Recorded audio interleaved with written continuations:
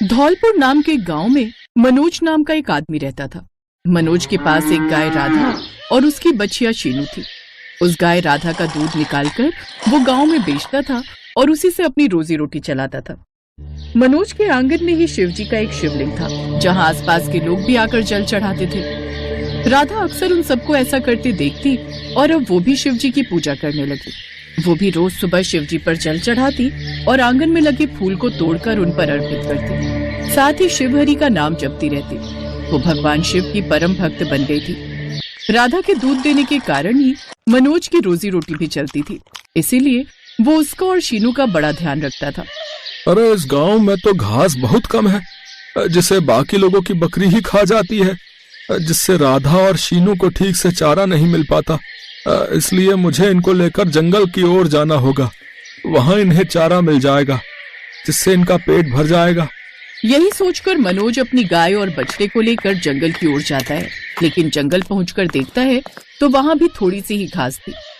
मनोज अपनी गाय और उसकी बछिया को वहीं चढ़ने के लिए छोड़ देता है, जहां वो कुछ देर एक पेड़ के नीचे बैठ जाता है, लेकिन वहां घास थोड़ी ही थी जो कि खत्म होने वाली थी। अरे ये घास तो थोड़ी सी ही लगती है। लगता है अगर मैंने अपनी गाय को चारा नहीं खिलाया तो ये बेचारी तो भूखी ही रह जाएगी। अब मुझे दूसरे गांव की ओर जाना होगा। तब तक मैं इन्हें यहीं बांध देता हूँ। जो घास है कम से कम उसे खाकर कुछ तो पेट भरेगा। राधा, तुम यहीं इस पेड़ से बंधी रहना, अच्छा? और ये घास खा लेना। और शीनू, तुम कहीं मत जाना, हाँ? यहीं खेलना। मैं कहीं और तुम दोनों के लिए आगे और चारा देख कर आता हूँ। ये कहकर मनोज घास की तलाश में आगे चला जाता है। सच में हमारे मालिक बहुत अच्छे हैं। वो हमारे बारे में कितना सोचते हैं। शीनू उस जगह खूब खेल कूद रही थी, क्योंकि इससे पहले इतनी देर के लिए वो कभी बाहर नहीं रही थी। माँ, ये जगह कितनी अच्छी है। मैं पहली बार इस जंगल में आई हूँ। माँ, मैं थोड़ा इस जंगल को और घूम कर आऊं? नहीं, तुम कहीं दूर चली गई तो खो जाओगी, इसलिए यहीं खेलो। वहीं दूसरी तरफ मनोज घास की तलाश में काफी दूर तक आ जाता है, लेकिन उसे फिर भी कहीं घास दिखाई नहीं देती। हे भगवान, चलते चलते मैं कितनी दूर आ गया, लेकिन फिर भी यहाँ घास नहीं है। अगर थोड़ी घास मिल जाती तो राधा और शीनू के चारे का इंतजाम हो जाता। अगर उनको चारा ठीक से नहीं मिला तो राधा कल दूध भी ठीक से नहीं दे पाएगी, और मैं फिर ग्राहकों को दूध कैसे दे पाऊंगा। वो लगातार घास की तलाश में आगे बढ़ता जा रहा था। उधर उस ओर जंगल में एक भूखा बाघ घूम रहा था। वो भोजन की तलाश में जंगल में भटक रहा था। माँ, मैं अभी थोड़ी देर में घूम कर आ जाऊंगी, आप यहीं रुको। नहीं, तुम्हें कहीं नहीं जाना। जंगल में कई खतरनाक जानवर भी होते हैं। मुझे कुछ नहीं होगा माँ, शिवजी है ना हमारी रक्षा के लिए। राधा उसे जाने नहीं देती। फिर वो वहीं बड़े मजे से खेलती कूदती। उधर मनोज को अभी भी घास कहीं दिखाई नहीं देती और फिर उसका धैर्य खत्म हो जाता है। हे भगवान, मैं तो घूमते घूमते बहुत दूर तक आ गया। अब मुझे वापस जंगल की ओर जाना होगा। कहीं ऐसा ना हो वहां मेरी गाय को कोई खतरा हो। नहीं, मुझे जल्दी जल्दी वहां जाना होगा। ये सोचकर मनोज वापस मुड़ जाता है। उधर गाय और बछिया बड़े मजे से खेल रहे होते हैं।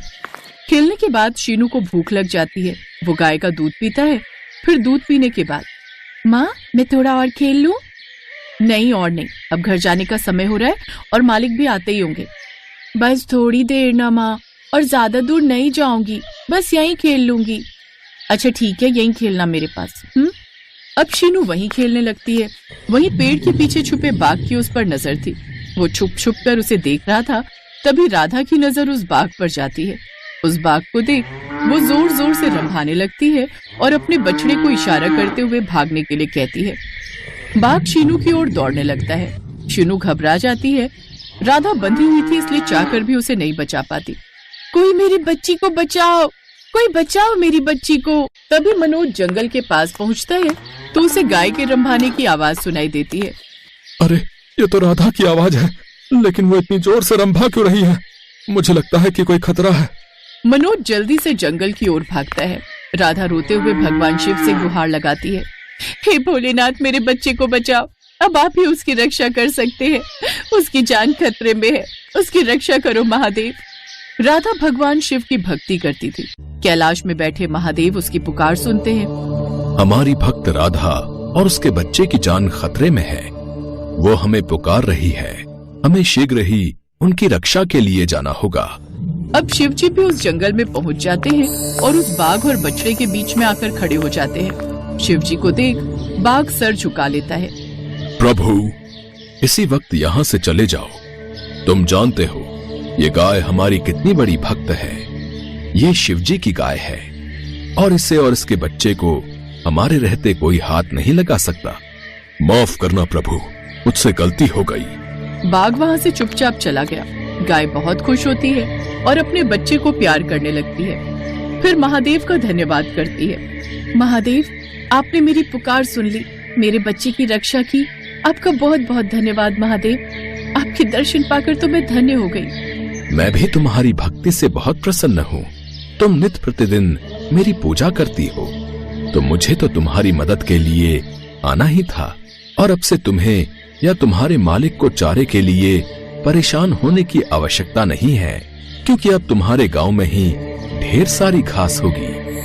ये कहकर भगवान शिव अंतर्ध्यान हो जाते हैं। कुछ देर बाद मनोज वहाँ पहुँचता है तो बाघ के कदमों के निशान देखकर वो घबरा जाता है। भगवान, मेरी राधा और उसकी बच्चिया, उन्हें कहीं कुछ हो तो नहीं गया? वो वापस लौटा तो वो बिल्कुल सही सलामत थी। ये देख मनोज बहुत खुश होता है।